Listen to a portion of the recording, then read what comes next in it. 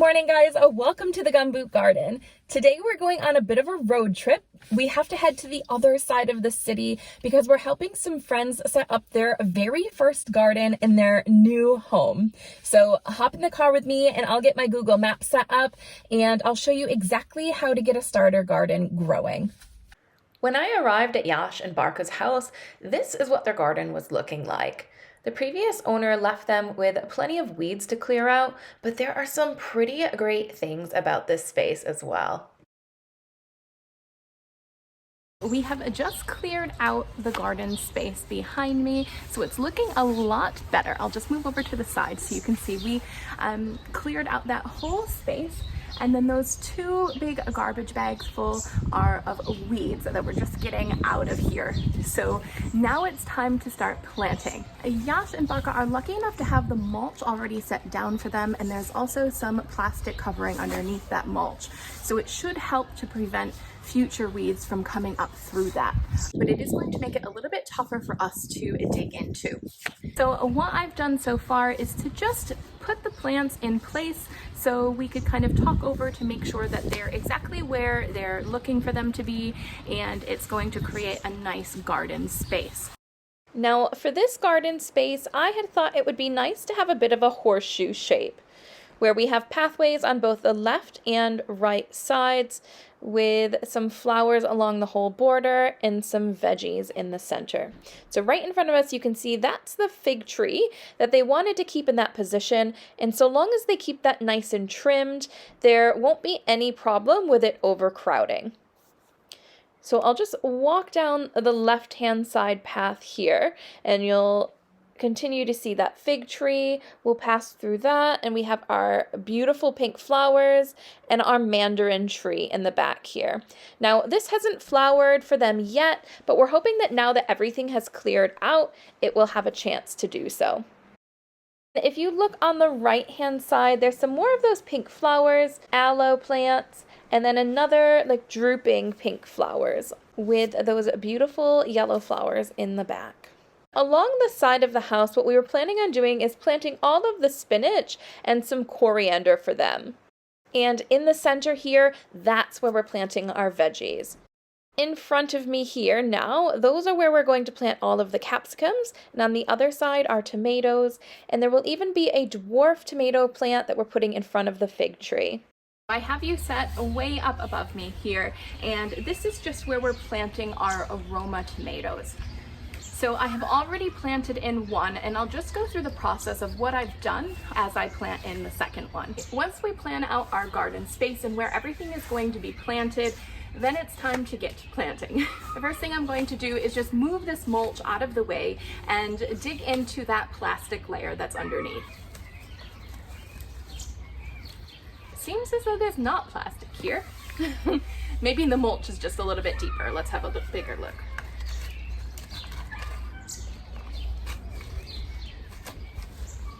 Oh yeah, so there is still plastic here. I thought there would be. The mulch is just deeper back here, so it must have been just to kind of level out this garden area a little bit. And it can be quite hard to get through this plastic layer, so I'm actually just going to take my little shovel here and just jab it down into the soil to get a good break at first, and then I'm just going to cut out a big ring there.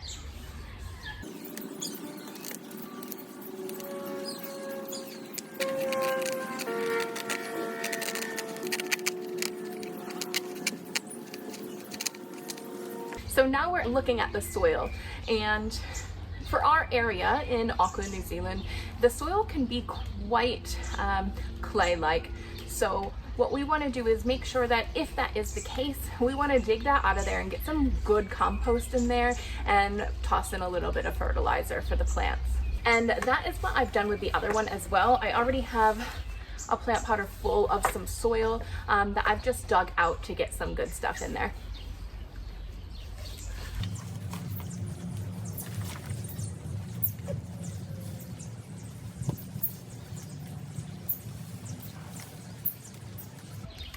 And you never know what you're gonna find. So in the first hole, when I dug that out, it was quite good soil for the first couple inches, and then we were hitting a lot of rocks. Where now with this one, when I took the plastic off, the soil wasn't quite as good to start, and it was just a few inches, and then I found tile underneath here, which is quite strange. So there are some tile pieces in here that I am going to take out of the soil.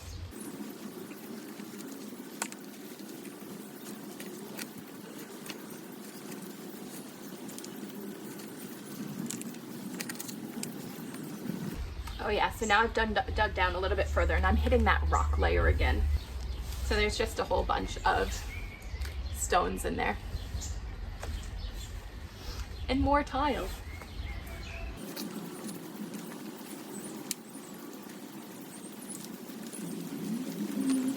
We've got a nice hole dug out. I'm just gonna start to fill that in with a little bit of nice veg mix.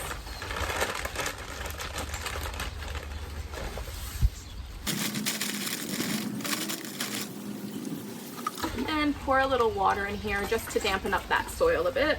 And water in this guy.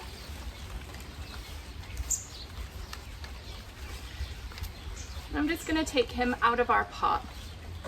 And you can see there's it's a little bit root bound at the bottom, so I'm just gonna break those up a bit and loosen up the soil around it. Not too much, we don't wanna break the roots up too much, but just loosen it, give it a chance to grow out. And then we're gonna just put them in the hole here.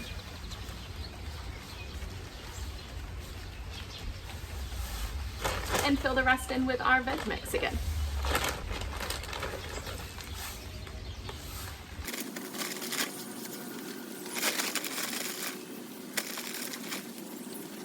So once we've put the soil in, we just wanna water it in once again. Then we're just going to push that mulch right back around the plant. So then that way it will help keep the soil around it moist, which will help so that we don't have to do as much watering all the time. The only thing you want to be careful of is if the mulch is pushing right up against that stem of the plant, it could encourage more disease in the plant. So we do want to give it a little bit of space, maybe an inch or two around the base of the plant, just so it's not touching directly onto the stem. And that's it. Those are our 2 Roma tomatoes planted. So now we have one more dwarf tomato and a line of peppers to do. I'm just going to do the same thing with each of the plants. Just dig into the plastic, make a nice big hole, fill it with compost, and just make sure that those plants are planted into a nice healthy soil so that they have the best chance of survival and biggest chance of growing loads and loads of fruit and veggies for them.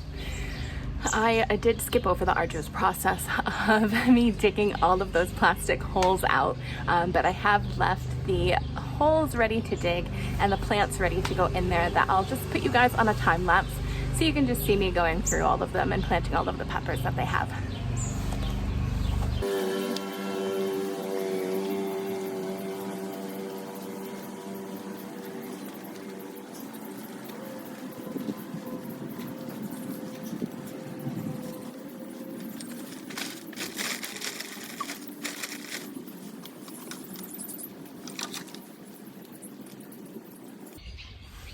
Isn't this nice? These seedlings are wrapped up in newspaper, so if this was one seedling, I could actually just plant this right in the newspaper into the ground, and the newspaper would degrade, and it's, yeah, quite nice. No plastic wastage. While I'm digging these holes and planting these peppers, I should also mention the importance of choosing a spot that's convenient for you.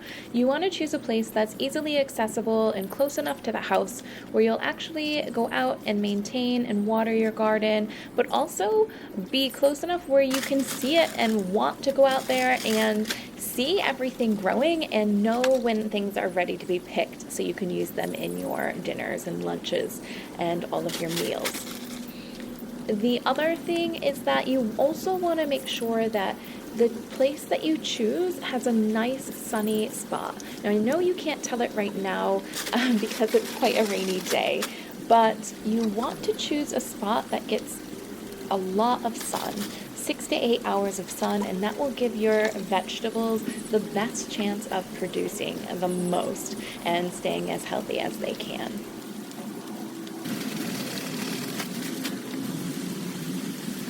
Now, it has been raining all day long, but right here, I'm not sure if you can tell, it absolutely started to pour. It is getting a little bit wet out here, oh boy, but I have just finished planting all of our peppers and the tomatoes. So we just have this part along the house here to plant into, and we're just going to plant in some perpetual spinach and some coriander in here. So what I'm going to do is I'm just going to plant some spinach on each end, and then we're going to fill in the middle here with some coriander seeds. So this part is pretty much already set for us. There is no plastic along the house here. It is just some quite nice soil. What I'm just going to do is mix in some fresh compost into the soil, maybe chuck in a little bit of fertilizer, and we're just gonna plant these straight in. If this is your very first garden that you're putting together, you might be a little bit nervous about what to choose from the garden store. But honestly, have a look at the meals that you create for yourself and see which vegetables that you eat the most. Those are the types of things that you'd want to start with in your vegetable garden. Don't worry about what everyone else might be growing or might not be growing. Just grow what you think is best for you.